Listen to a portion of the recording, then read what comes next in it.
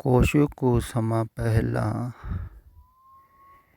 ਬਰਜਿੰਦਰ ਸਿੰਘ ਨੇ ਟੈਲੀਫੋਨ ਰਾਹੀਂ ਆਪਣੀਆਂ ਜਗਿਆਸਾਵਾਂ ਦੱਸੀਆਂ ਸਨ।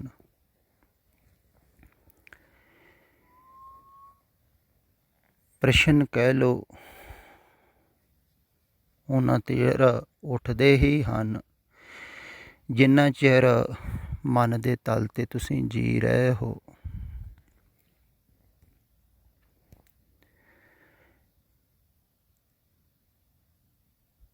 ਹਰ ਇੱਕ ਦੇ ਉੱਠਦੇ ਹਨ ਜਿਹੜਾ ਵੀ ਅਧਿਆਤਮ ਦੀ ਯਾਤਰਾ 'ਤੇ ਚੱਲਦਾ ਹੈ, ਪਰ ਜਿਹੜਾ ਪ੍ਰਸ਼ਨਾਂ ਨੂੰ, ਇਹਨਾਂ ਜਗਿਆਸਾਵਾਂ ਨੂੰ ਸ਼ਾਸਤਰਾਂ ਦੇ ਦੁਆਰਾ ਸ਼ਾਂਤ ਕਰਨ ਦੀ ਕੋਸ਼ਿਸ਼ ਕਰਦਾ ਹੈ ਜਾਂ ਹੱਲ ਕਰਨ ਦੀ ਕੋਸ਼ਿਸ਼ ਕਰਦਾ ਹੈ, ਉਹਨਾਂ ਦੇ ਹੱਲ ਨਹੀਂ ਹੁੰਦੇ ਹਨ, ਬਲਕਿ ਪ੍ਰਸ਼ਨ ਜ਼ਿਆਦਾ ਵੱਧ ਜਾਂਦੇ ਹਨ।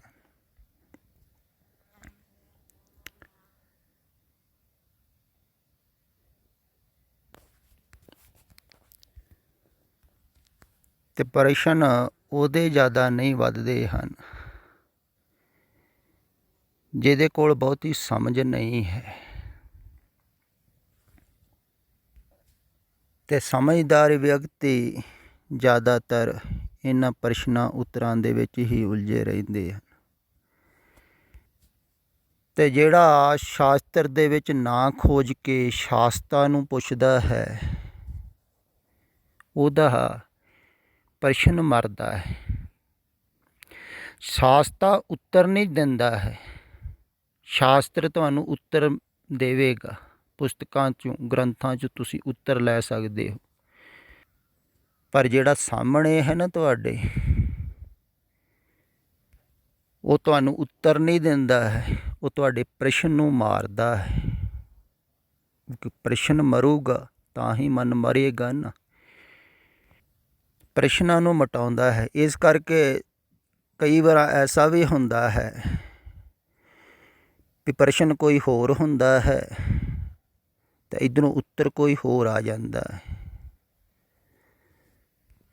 ਪਰ ਉਹ ਉੱਤਰ ਪ੍ਰਸ਼ਨ ਕਰਤਾ ਨੂੰ ਮਿਟਾਉਣ ਵਾਸਤੇ। ਅਤੇ ਇਹਦਾ ਪਹਿਲਾ ਪ੍ਰਸ਼ਨ ਸੀ, ਤੁਸੀਂ ਕਹਿੰਦੇ ਹੋ ਸੰਸਾਰ ਬੰਧਨ ਹੈ ਅਤੇ ਬੰਧਨਾਂ ਤੋਂ ਛੁਟਕਾਰਾ ਹੋਵੇਗਾ, ਅਤੇ ਜਿੰਨਾ ਜਿੰਨਾ ਛੁਟਕਾਰਾ ਹੋਵੇਗਾ ਓਨੇ ਹੀ ਤੁਸੀਂ ਸ਼ਾਂਤ ਹੋਵੋਗੇ, ਜਾਂ ਜਿੰਨਾ ਜੋੜ ਘੱਟ ਹੋਵੇਗਾ। ਅਤੇ ਇਹ ਕਹਿਣ ਲੱਗਾ ਕਿ ਦੇਖੋ ਕਿੱਡਾ ਵੱਡਾ ਸੰਸਾਰ ਹੈ,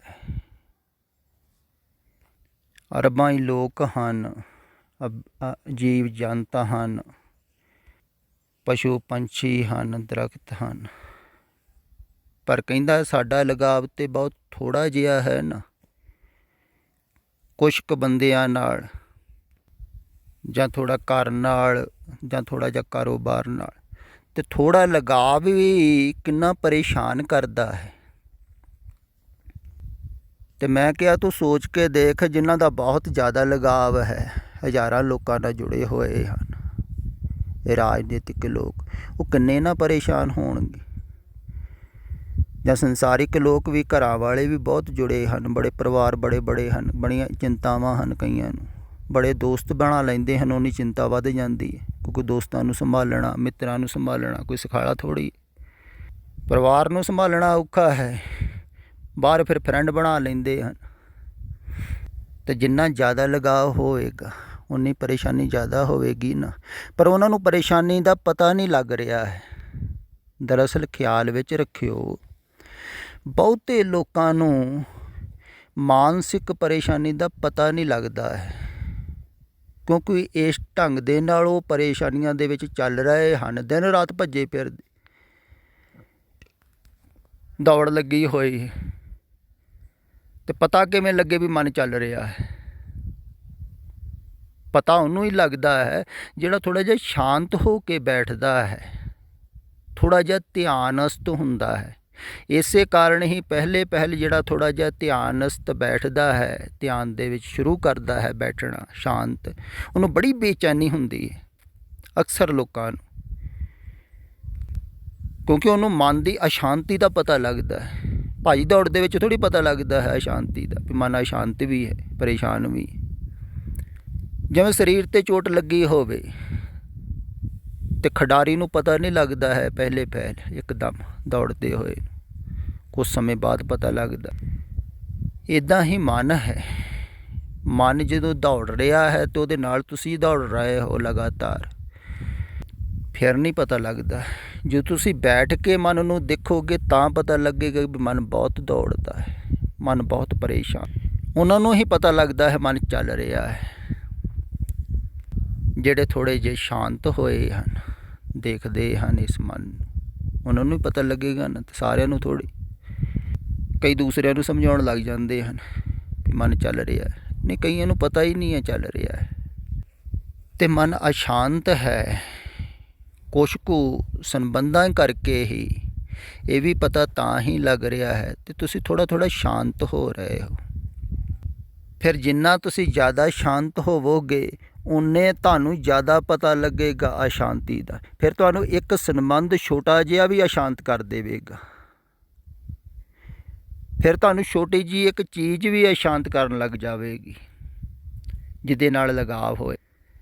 ਇਸੇ ਕਾਰਨ ਹੀ ਤਾਂ ਕਈ ਮਹਾਂਪੁਰਸ਼ ਸਭ ਕੁਛ ਛੱਡਦੇ ਸਭ ਕੁਛ ਹੀ ਛੱਡ ਦਿੱਤਾ। ਕਈਆਂ ਨੇ ਤਾਂ ਆਪਣੇ ਵਸਤਰ ਵੀ ਤਿਆਗ ਦਿੱਤੇ, ਵੀ ਇਹ ਵੀ ਅਸ਼ਾਂਤੀ ਪੈਦਾ ਕਰਦੇ ਹਨ, ਇਹਨਾਂ ਨਾਲ ਲਗਾਵ ਹੈ। ਪਰ ਛੱਡਣ ਨਾਲ ਜ਼ਰੂਰੀ ਨਹੀਂ ਹੈ ਲਗਾਵ ਮਿਟ ਜਾਵੇ, ਪਰ ਜਿੰਨਾ ਲਗਾਵ ਮਿਟੇਗਾ, ਲਗਾਵ ਘੱਟ ਹੋਵੇਗਾ, ਓਨੇ ਹੀ ਤੁਸੀਂ ਨਿਰਵਿਚਾਰ ਹੋਵੋਗੇ। ਵਿਚਾਰ ਘੱਟ ਹੋਣਗੇ ਓਨੇ ਤੁਸੀਂ ਸ਼ਾਂਤ ਹੋਵੋਗੇ, ਸਹਿਜ ਹੋਵੋਗੇ। ਦੂਸਰੀ ਗੱਲ ਵੀ ਇਹਦੇ ਨਾਲ ਹੀ ਮਿਲਦੀ ਜੁਲਦੀ ਉਹਨੇ ਪੁੱਛੀ ਸੀ ਵੀ ਤੁਸੀਂ ਕਹਿੰਦੇ ਹੋ ਵੀ ਸਰੀਰ ਨਾਲੋਂ ਜੁਦਾ ਹੈ। ਮੈਂ ਐਸਾ ਖਿਆਲ ਕਰਦਾ ਹਾਂ ਤਾਂ ਟਿਕਦਾ ਨਹੀਂ ਹੈ। ਨਹੀਂ, ਐਸਾ ਖਿਆਲ ਨਹੀਂ ਕਰਨਾ ਹੈ। ਕਈ ਖਿਆਲ ਕਰ ਲੈਂਦੇ ਹਨ ਮੈਂ ਸੰਸਾਰ ਨਾਲੋਂ ਜੁਦਾ ਹਾਂ, ਮੈਂ ਸਰੀਰ ਨਾਲੋਂ ਜੁਦਾ, ਅਤੇ ਉਹ ਖਿਆਲ ਪੱਕ ਜਾਂਦਾ ਹੈ। ਪਰ ਖਿਆਲ ਹੀ ਹੁੰਦਾ ਹੈ। ਉਹ ਦੁੱਖ ਸੁੱਖ ਉੱਦਾਂ ਹੀ ਮਾਣਦੇ ਹਨ, ਉੱਦਾਂ ਹੀ ਪਰੇਸ਼ਾਨੀਆਂ 'ਚ ਉਲਝੇ ਹੋਏ ਹਨ।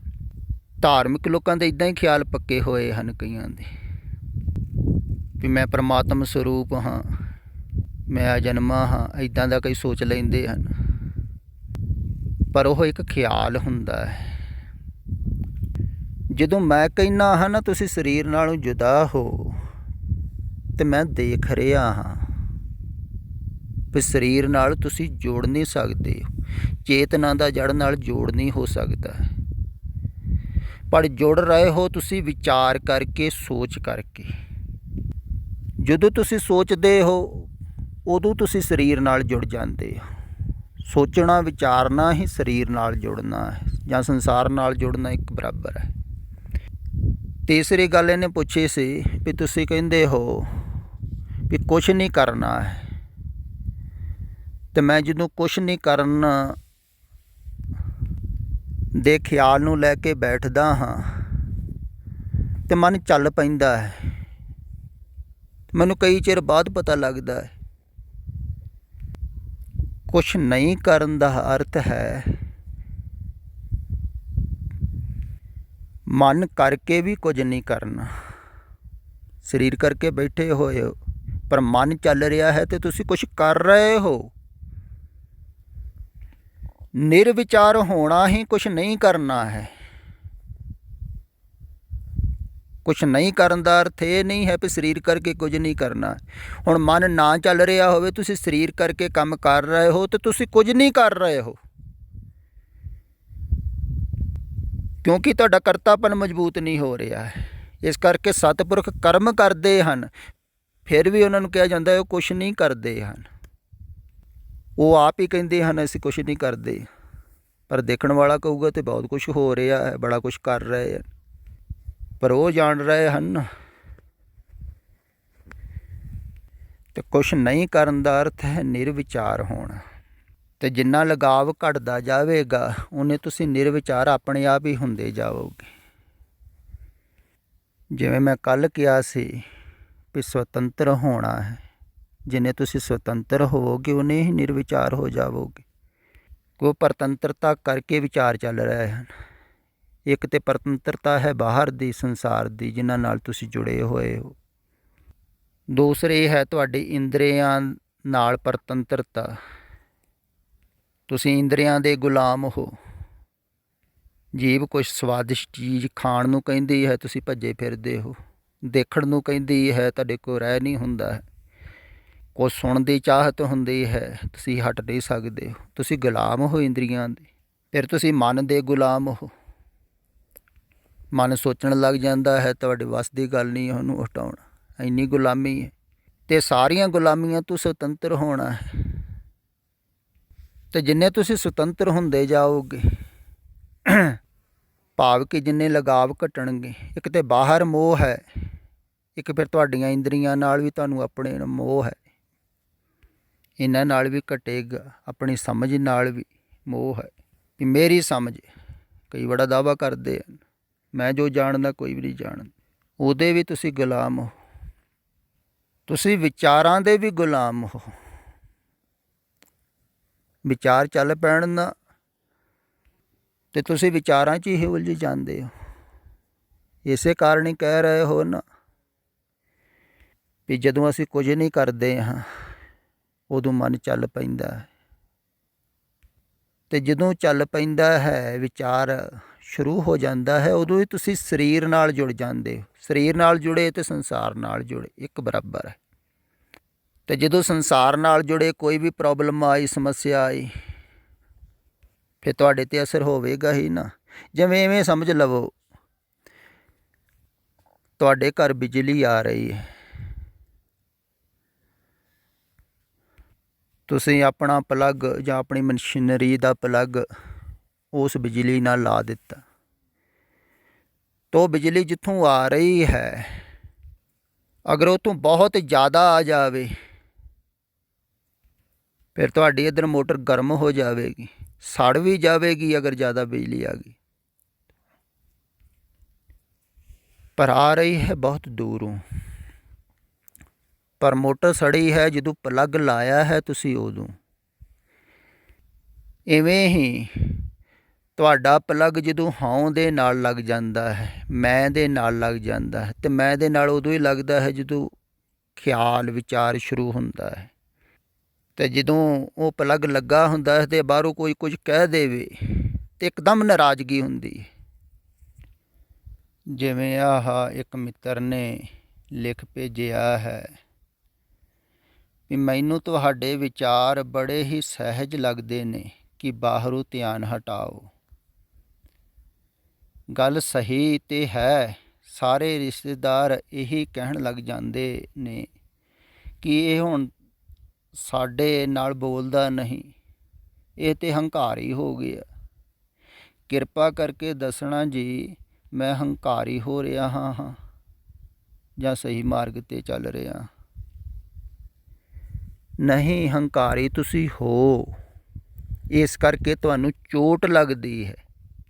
ਹੁਣ ਦੂਸਰੇ ਕਹਿ ਰਹੇ ਹਨ ਵੀ ਇਹ ਬੋਲਦਾ ਨਹੀਂ, ਸਾਡੇ ਨਾਲ ਹੰਕਾਰੀ ਹੋ ਗਿਆ ਹੈ। ਚੋਟ ਕਿਉਂ ਲੱਗ ਰਹੀ ਹੈ? ਚੋਟ ਹੀ ਇਸੇ ਕਰਕੇ ਲੱਗ ਰਹੀ ਹੈ, ਤੁਹਾਡੇ ਅੰਦਰ ਅਹਮ ਭਾਵ ਹੈ। ਤੁਸੀਂ ਚਾਹੁੰਦੇ ਹੋ ਲੋਕ ਤੁਹਾਡੀ ਸ਼ਲਾਘਾ ਕਰਨ, ਤੁਹਾਨੂੰ ਮਹਾਨ ਪੁਰਸ਼ ਸਮਝਣ ਵੀ ਮੈਂ ਬੋਲਦਾ ਨਹੀਂ ਹਾਂ, ਮੈਂ ਬੜੀ ਬਾਣੀ ਪੜ੍ਹਦਾ ਹਾਂ, ਮੈਨੂੰ ਬਾਣੀ ਵਿੱਚੋਂ ਰਸ ਆ ਰਿਹਾ ਹੈ। ਪਰ ਲੋਕ ਉਲਟਾ ਕੰਮ ਕਰ ਰਹੇ ਹਨ ਅਤੇ ਤੁਹਾਡੇ ਮਨ 'ਤੇ ਚੋਟ ਲੱਗ ਰਹੀ ਹੈ। ਚੋਟ ਹੀ ਇਸੇ ਕਰਕੇ ਲੱਗ ਰਹੀ ਹੈ, ਅਹੰਕਾਰ ਹੈ। ਜਿਵੇਂ ਤੁਹਾਡੇ ਕਿਤੇ ਜ਼ਖਮ ਹੁੰਦਾ ਹੈ ਪੈਰ 'ਤੇ, ਤਾਂ ਉਦੋਂ ਜ਼ਿਆਦਾ ਚੋਟ ਦਾ ਪਤਾ ਲੱਗਦਾ ਹੈ ਤੁਹਾਨੂੰ, ਕਿਉਂਕਿ ਜ਼ਖਮ ਹੈ, ਘਾਵ ਹੈ। ਇੱਦਾਂ ਹੀ ਹੰਕਾਰ ਰੂਪੀ ਘਾਵ ਹੈ, ਜ਼ਖਮ ਹੈ ਤੁਹਾਡੇ ਅੰਦਰ। ਤੁਸੀਂ ਹੰਕਾਰੀ ਹੋ, ਪਰ ਹੰਕਾਰੀ ਤੁਹਾਨੂੰ ਕੋਈ ਕਹਿ ਦੇਵੇ ਤੁਹਾਨੂੰ ਚੋਟ ਲੱਗਦੀ ਹੈ। ਦੇਖੋ, ਉਹ ਚੋਟ ਹੀ ਇਸੇ ਕਰਕੇ ਲੱਗ ਰਹੀ ਹੈ ਵੀ ਹੰਕਾਰ ਹੈ। ਤੁਹਾਡਾ ਪਲੱਗ ਮੈਂ ਨਾਲ ਲੱਗਾ ਹੋਇਆ ਹੈ ਵੀ ਮੈਂ ਕੁਝ ਹਾਂ। ਤੇ ਪਲੱਗ ਨੂੰ ਹਟਾਉਣ ਵਾਸਤੇ ਪਹਿਲਾਂ ਨਿਰਵਿਚਾਰ ਹੋਣਾ ਪਵੇਗਾ, ਇਹ ਗੱਲ ਖਿਆਲ ਵਿੱਚ ਰੱਖੋ। ਤੇ ਨਿਰਵਿਚਾਰ ਹੋਣ ਵਾਸਤੇ ਬਾਹਰੋਂ ਲਗਾਵ ਘੱਟ ਕਰੋਗੇ ਤੇ ਨਿਰਵਿਚਾਰ ਹੁੰਦੇ ਰਹੋਗੇ। ਤੇ ਲਗਾਵ ਘੱਟ ਕਰੋਗੇ ਤਾਂ सम्मान ਨਹੀਂ ਕਰਨਗੇ ਲੋਕ। ਤੇ सम्मान ਕਿਉਂ ਚਾਹੁੰਦੇ ਹੋ ਤੁਸੀਂ ਲੋਕਾਂ ਕੋਲ? सम्मान ਚਾਹੁਣ ਵਾਲਾ ਤੇ ਹੰਕਾਰੀ ਹੈ।